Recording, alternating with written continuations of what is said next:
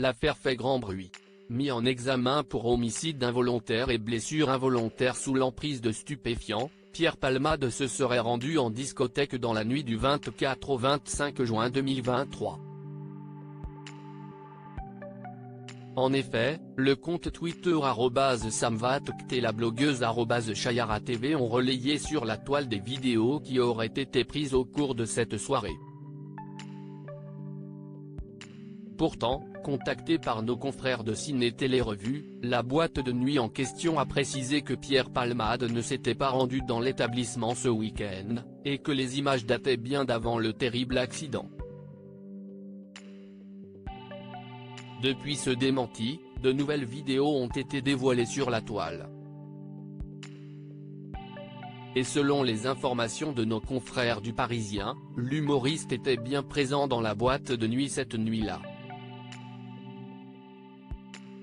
Si est-il le fait d'être là qui était le plus dérangeant alors que l'affaire fait couler beaucoup d'encre, certains témoins présents dans la boîte de nuit sont sortis de leur silence. Les gens étaient assez étonnés de le voir, mais il n'y a pas eu d'incident.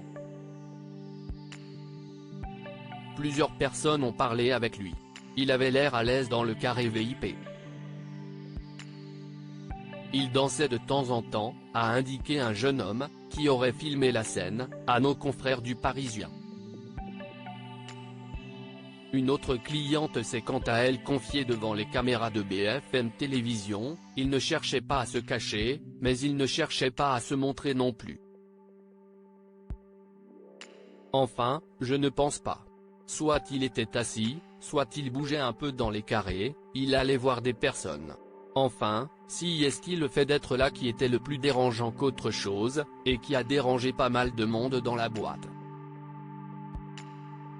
Un troisième témoin a quant à lui indiqué à BFM Télévision que l'humoriste a été placé directement dans le carré VIP dont l'entrée avait été bloquée par 3 gardes du corps.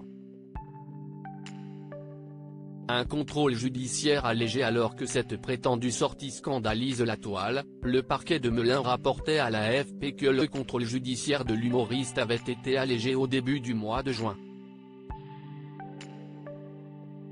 Il n'a plus d'obligation d'hospitalisation 24 heures sur 24. En revanche, il doit poursuivre ses soins, ne peut pas conduire ou encore quitter la région Nouvelle-Aquitaine.